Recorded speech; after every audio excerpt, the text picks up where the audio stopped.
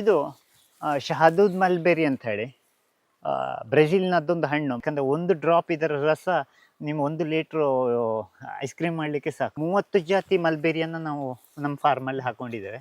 ಇದರ ವಿಶೇಷತೆ ಏನಂದರೆ ಹೆಚ್ಚಿನವರು ಬಂದವರು ಹೇಳಲಿಕ್ಕೆ ಉಂಟು, ನಮ್ಮಲ್ಲಿ ಆನೆಗಳ ಹಾವಳಿ ಉಂಟು, ಹಂದಿಗಳು ಬರ್ತದೆ, ಕೋತಿಗಳು ಬರ್ತದೆ ಅಂತೇಳಿ.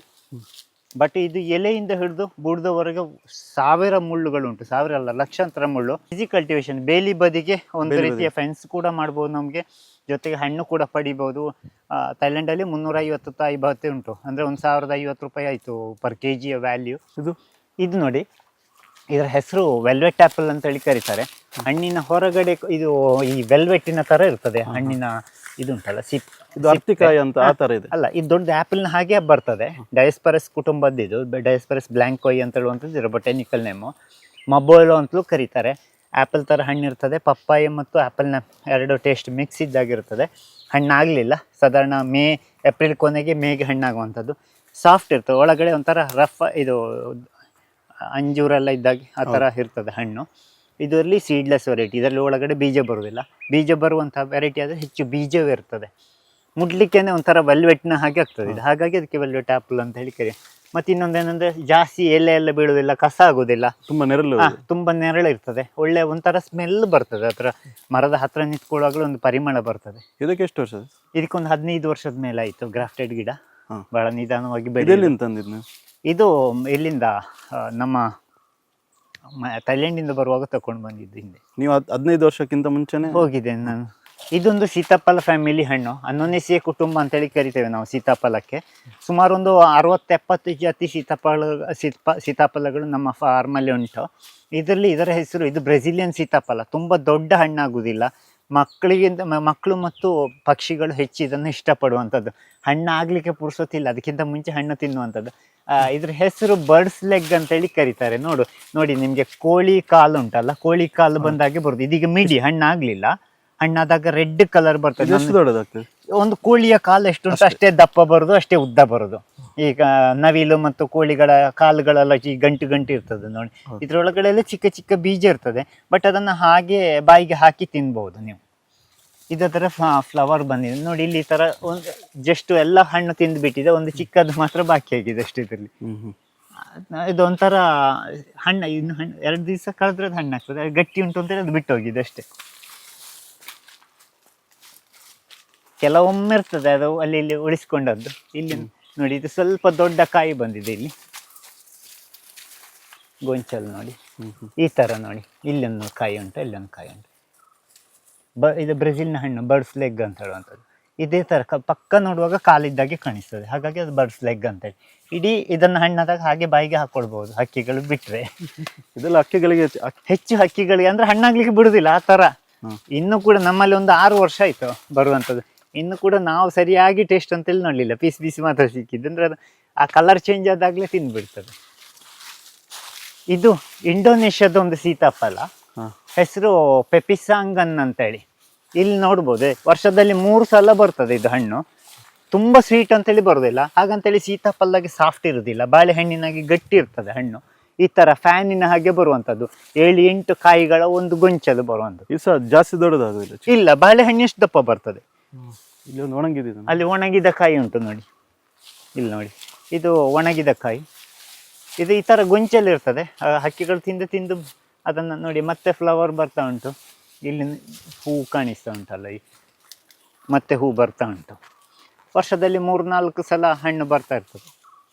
ಇದು ಚಕೋತದಲ್ಲಿ ಒಂದು ವೆರೈಟಿ, ಸ್ಪೇನ್ ಸ್ವೀಟ್ ಪಮೇಲೋ ಅಂತ ಹೇಳಿ ಕರ್ತಾರೆ. ಸ್ಪೇನ್ನಿಂದ ಇದು ಸಯಾನ್ ತಕೊಂಡು ಬಂದು ಗಿಡ ಮಾಡಿರುವಂಥದ್ದು. ಫುಟ್ಬಾಲ್ನಷ್ಟು ದಪ್ಪ ಆಗ್ತದೆ ಹಣ್ಣಾಗುವಾಗ. ವರ್ಷದಲ್ಲಿ ಅವಾಗ 3-4 ಸಲ ಹಣ್ಣು ಸಿಗ್ತದೆ. ಒಂದು ಕಡೆಯಿಂದ ಹೂ ಬರುದು, ಒಂದು ಕಡೆಯಿಂದ ಕಾಯಿ ಆಗೋದು, ಮತ್ತೊಮ್ಮೆ ಹಣ್ಣಾಗುವಂಥದ್ದು ಇದ್ರ ವಿಶೇಷತೆ. ಒಳಗಡೆ ಬೀಜ ಇರೋದಿಲ್ಲ, ಇನ್ನೊಂದು ಕಹಿ ಬರುವುದಿಲ್ಲ. ಕಾಮನ್ ಆಗಿ ಎಲ್ಲ ಚಕೋತಗಳು ನುಂಗುವಾಗ ಒಂದು ಸ್ವಲ್ಪ ಕಹಿ ಬರುವಂಥದ್ದು ಅದರ ವಿಶೇಷ, ಸಾಮಾನ್ಯವಾದ ಚಕೋತದ ಲಕ್ಷಣ. ಆದರೆ ಇದು ಕಹಿ ಬರುವುದಿಲ್ಲ. ಎಲ್ಲ ಬೇರೆ ಬೇರೆ ಟೈಮಲ್ಲಿ ನಟ್ಟಂತ. ಇದು ಅಂದ್ರೆ ನಮ್ಗೆ ಯಾವ ರೀತಿ ಸಿಗ್ತದೆ ಅಂತ ನಮ್ಗೆ ಹೇಳಿಕ್ಕೆ ಆಗುದಿಲ್ಲ. ಇವತ್ತು ತಂದದ್ದು ಇರ್ತದೆ, ನಾಳೆ ಬಂದದಿತ್ತು 10 ವರ್ಷ ಹಿಂದಿಂದ ಇರ್ತದೆ, ಒಂದೊಂದು ವರ್ಷ ಒಂದೊಂದು ತರ ಸಿಗುವಂಥದ್ದು. ಇದು ಇದು ಚೀನಾದ ಒಂದು ಹಣ್ಣು, ಹೆಸರು ಸಿಲ್ವರ್ ಬೆರ್ರಿ ಅಂತ ಹೇಳಿ. ಯಾಕೆ ಸಿಲ್ವರ್ ಬೆರ್ರಿ ಅಂತ ಹೇಳಿ ಕರೀತಾರೆ ಅಂದ್ರೆ, ಎಲೆಯ ಕೆಳಗಡೆ ಸಿಲ್ವರ್ ಕಲರ್ ಇರ್ತದೆ. ಸಿಲ್ವರ್ ಇದೇ ತರ ಹಣ್ಣಿಗೆ ಹೂ ಬರ್ತಾ ಉಂಟು ನೋಡಿ ಇದರಲ್ಲಿ. ಇದರ ಹಣ್ಣು ಕೂಡ ರೆಡ್ ಕಲರ್ ಇಷ್ಟು ಉದ್ದ ಹಣ್ಣು, ಹಣ್ಣಿನ ಹೊರಗಡೆ ಎಲ್ಲ ಈ ತರ ಸಿಲ್ವರ್ ಡಾಟ್ಸ್ ಇರ್ತದೆ, ನೀವು ಇಲ್ಲಿ ಗಮನಿಸಬಹುದು. ಇದರದ್ದು ಈ ಎಲೆಯ ಮೇಲೆ ಕೂಡ ಸಿಲ್ವರ್ನ ಡಾಟ್ಸ್ ಇರ್ತದೆ, ಈ ತರ ಹೊಡೆದ್ರೆ ಈಗ ಹಾರ್ತದೆ ಅದು ಸಿಲ್ವರ್ ಡಾಟ್ಗಳು. ಇದಂದ್ರೆ ಮರ ಅಂದ್ರೆ ಇದು ಬುಷ್ shrub, ಇದು ಬಳ್ಳಿ ತರ, ಬಳ್ಳಿಯೂ ಅಲ್ಲ ಗಿಡವೂ ಅಲ್ಲ ಮರವೂ ಅಲ್ಲ, ಆ ತರ ಶ್ರಬ್ ಅಂತ ಹೇಳಿ ಕರಿತೇವೆ ನಾವು, ಪೊದರಾಗಿ ಬೆಳೆಯುವಂಥದ್ದು. ಇದು ಶಹದೂದ್ ಮಲ್ಬೆರಿ ಅಂತ ಹೇಳಿ ಬ್ರೆಜಿಲ್ನದ್ದೊಂದು ಹಣ್ಣು. ಮಲ್ಬೆರಿಯಲ್ಲಿ ನಮ್ಗೆ ಗೊತ್ತುಂಟು, ಹಿಪ್ಪುನೇರಳೆ ಅಂತೇಳಿ ಕರಿತೇವೆ ನಾವು, ರೇಷ್ಮೆ ಹುಳಕ್ಕೆಲ್ಲ ಹಾಕ್ತಾರಲ್ಲ ಅದನ್ನು ಹಿಪ್ಪುನೇರಳೆ ಅಂತೇಳಿ ಕರಿತೇವೆ. ಮೊರೇಸಿ ಕುಟುಂಬ.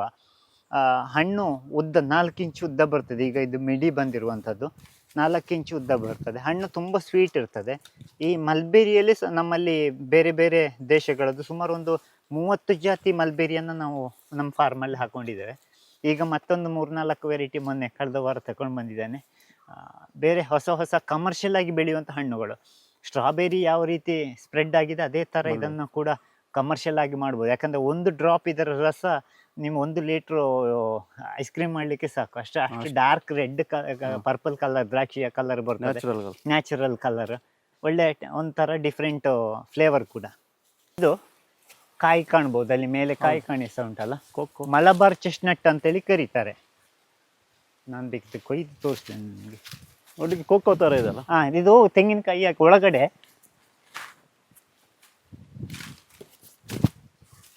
ಈ ಥರ ಕಾಯಿ ಬರುವಂಥದ್ದು. ಇದು ಈ ಕಾಯಿಯ ಒಳಗಡೆ ಇಲ್ಲಿ ಜಸ್ಟ್ ನಾನು ತೋರಿಸ್ತೇನೆ. ಇದು ಇದು ಒಣಗಿದ ಕಾಯಿ ಬೆಳೆದಾಗ ಈ ಥರ ಒಡೆದು ಬೀಳ್ತದೆ. ಇದು ನೋಡಿ, ಇದೆಲ್ಲ ಅದರ ಬೀಜ.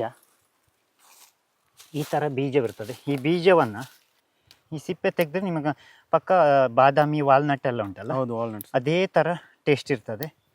ಫ್ರೈ ಮಾಡಿ ತಿನ್ಕೊಳ್ಳುವಂಥದ್ದು. ಇದನ್ನು ಹಸಿ ಬೀಜವನ್ನು ಕೂಡ ಹಾಗೆ ತಿನ್ಲಿಕ್ಕಾಗ್ತದೆ. ಈ ಥರ ಗೇರು ಬೀಜ ತಿಂದಾಗೆ ತಿನ್ಲಿಕ್ಕಾಗ್ತದೆ. ಫ್ರೈ ಮಾಡಿದ್ದು ಇನ್ನೂ ಟೇಸ್ಟ್ ಜಾಸ್ತಿ ಇರ್ತದೆ ಅದು. ಇದು ತೋರಿಸ್ತೇನೆ ನಾನು, ಇದನ್ನು ಜಜ್ಜಿ ತೋರಿಸ್ತೇನೆ.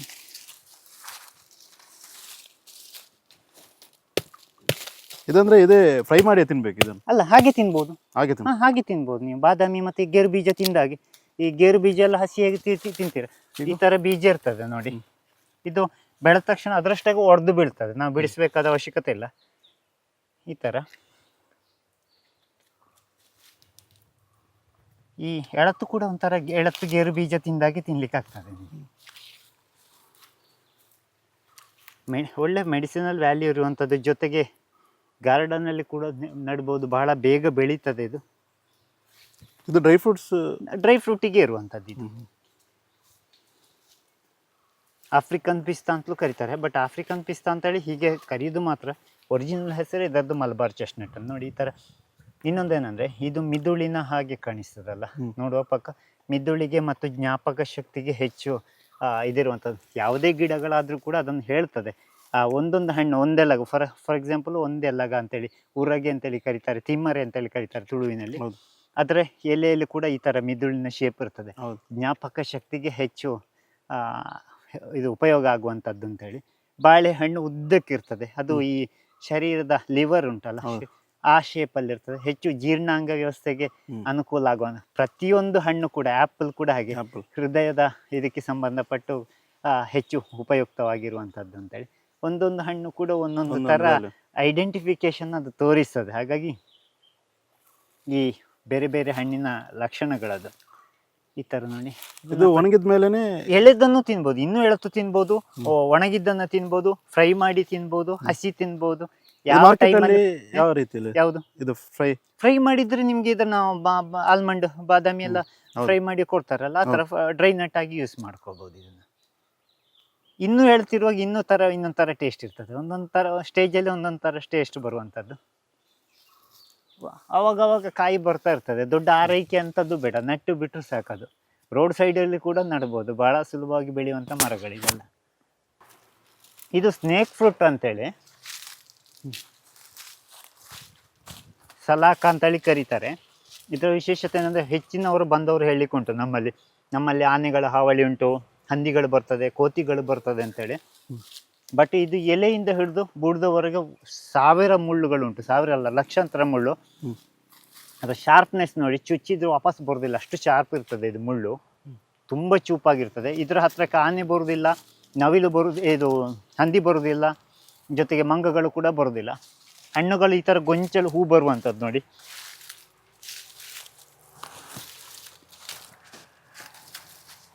ಈ ಥರ ಕೇದಿಗೆಯಲ್ಲಿ ಬಂದಾಗ ಗೊಂಚಲು ಹೂ ಬರುವಂಥದ್ದು. ಇದರಲ್ಲಿ ಏಲಕ್ಕಿ ಥರ ಕಾಯಿ ಬರ್ತದೆ. ನಮ್ಮ ಟೊಡ್ಡಿ ಪಾಮ್ ಅಂತೇಳಿ ಕರಿತೇವಲ್ಲ, ತಾಳೆ ಬೊಂಡೆ ಈರೋಳು ಅಂತ, ಅದೇ ಥರ ಟೇಸ್ಟ್ ಇರ್ತದೆ.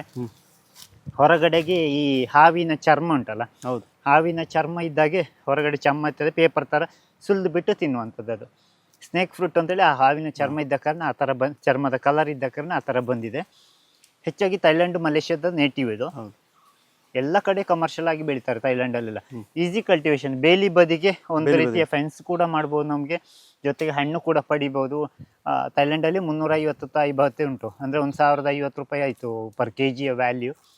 ಒಳ್ಳೆ ಕಮರ್ಷಿಯಲ್, ಒಳ್ಳೆ ಶೆಲ್ಫ್ ಲೈಫ್ ಕೂಡ ಉಂಟು ಇದಕ್ಕೆ. ಅಂದ್ರೆ ಇದು ಮರ ಅಲ್ಲ, ಹರಡಿಕೊಂಡಿರೋದು. ಇದು ಬುಷ್ ಪ್ಲಾಂಟ್, ಏಲಕ್ಕಿ ಗಿಡ ಇದ್ದಾಗೆ.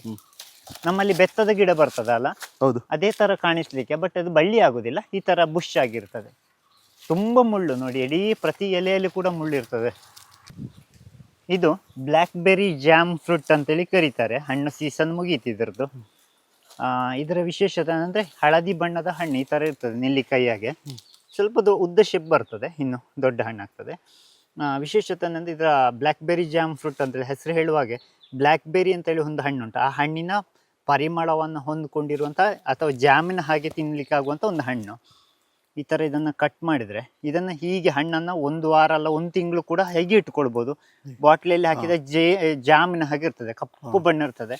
ಮಿಲ್ಕ್ ಶೇಕಿಗೆಲ್ಲ ಇದನ್ನು ಹಾಕಿದರೆ ಒಳ್ಳೆ ಕಪ್ಪು ಬಣ್ಣದ ಹಾಲಿನ ಕಲರ್ ಬರ್ತದೆ.